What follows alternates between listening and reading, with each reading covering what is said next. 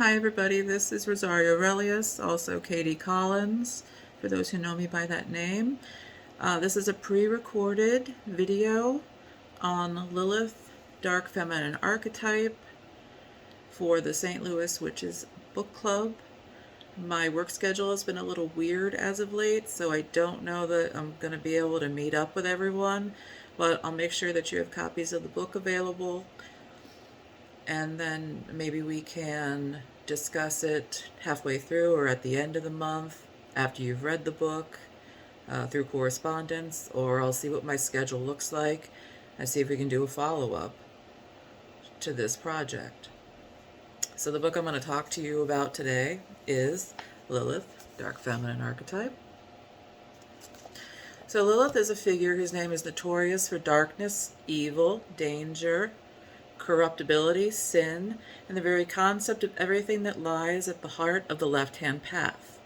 She represents the currents of antinomianism, the extension of taboo within oneself, and within several traditions.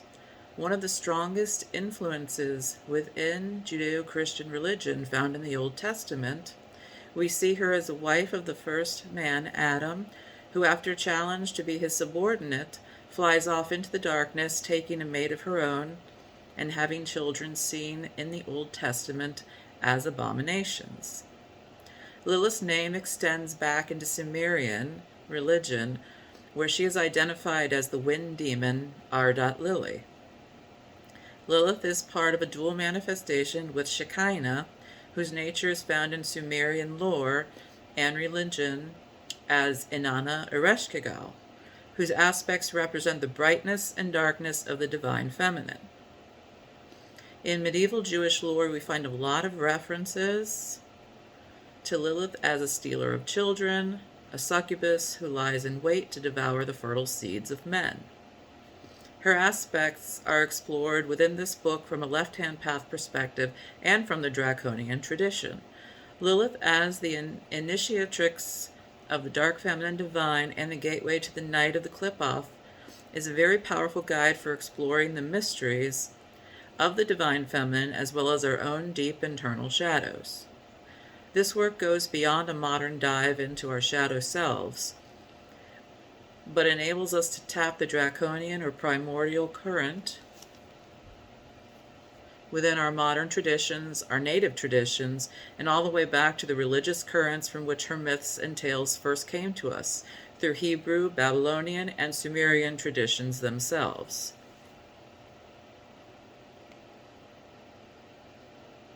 When I spent time taking this book on the World Oddities Tour that I did a few years ago, I also did other events, such as St. Louis Pagan Picnic, locally. I usually get a lot of mixed interest in it. I found often that men are kind of shy about talking about Lilith or asking me about the book and approach gingerly to the subject or put off it altogether.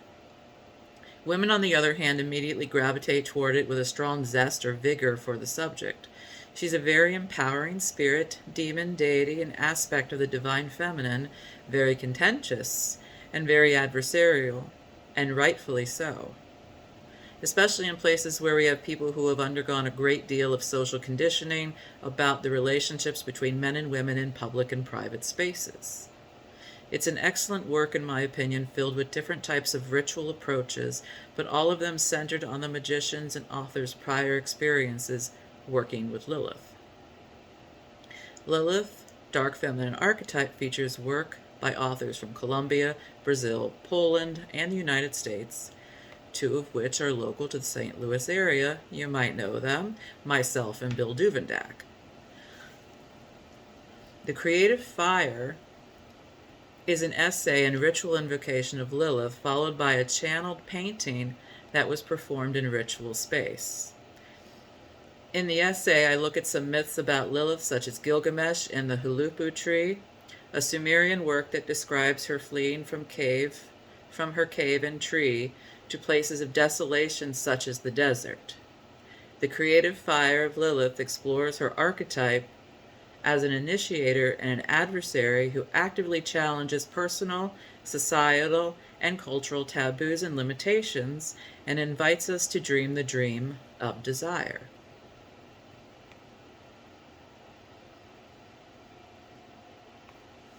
Nemo V explores the vase of Lilith as womb and tomb of the divine feminine through acts of blood magic, sex magic, and initiating a relationship with Lilith.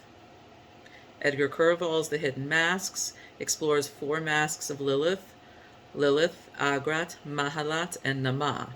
Each explore a different association with the phases of the moon and with the mysteries of the feminine divine.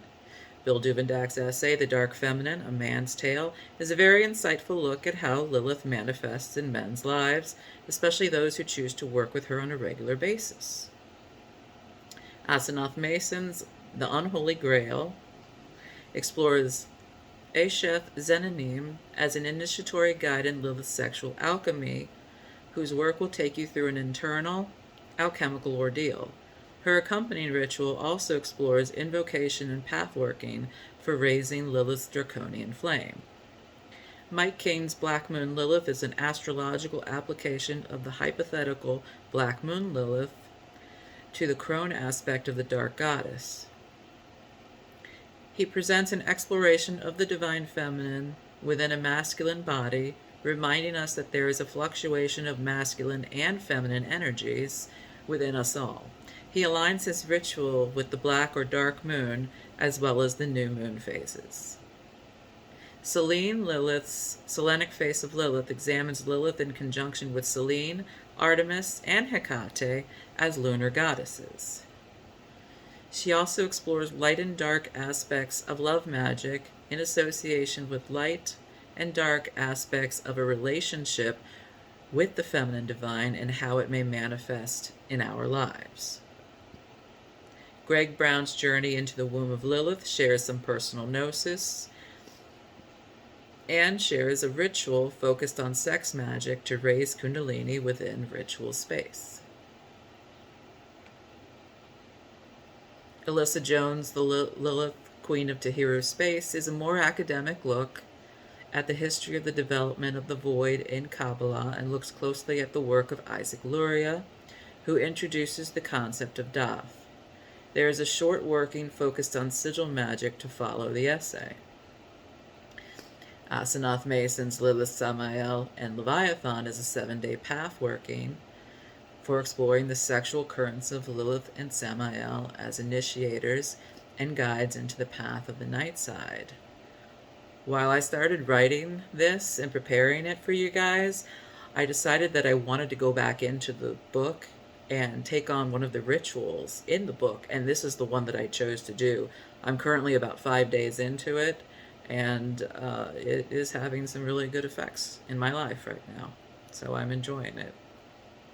Leonard Dewars' The Inconceivable Nature of Lilith introduces a darker aspect of how working with Lilith and not transforming ourselves can manifest as mental illness through obsessive behaviors, getting lost in a cycle of passion and lust that is never quenched, through excessive use of an ordeal path. There is such a thing as too much transformative work. Lucien von Wolf's Awakening the Vampire Within explores vampiric magic in the context of energy work and calling upon Lilith as an initiatrix into blood mysteries. Bill Duvendak's The Mother of Abortions focus on techniques in astral and sex magic. Asenath Mason's The Mask of Medusa examines the archetype of Medusa as the terrible great goddess whose potential invokes the depths of human fears about serpentine and primordial currents. Her image strikes terror and fear, but also has the power to heal. I offer this work of occultism to the St. Louis Witches Book Club to show you the range of ritual practices and insights on Lilith to possibly inspire you in your own ritual practices and to add something to your own repertoires that you may not have encountered before. It is also my fondest hope that if you find methods and practices in here that you disagree with, that you will understand that it's perfectly acceptable to feel that way.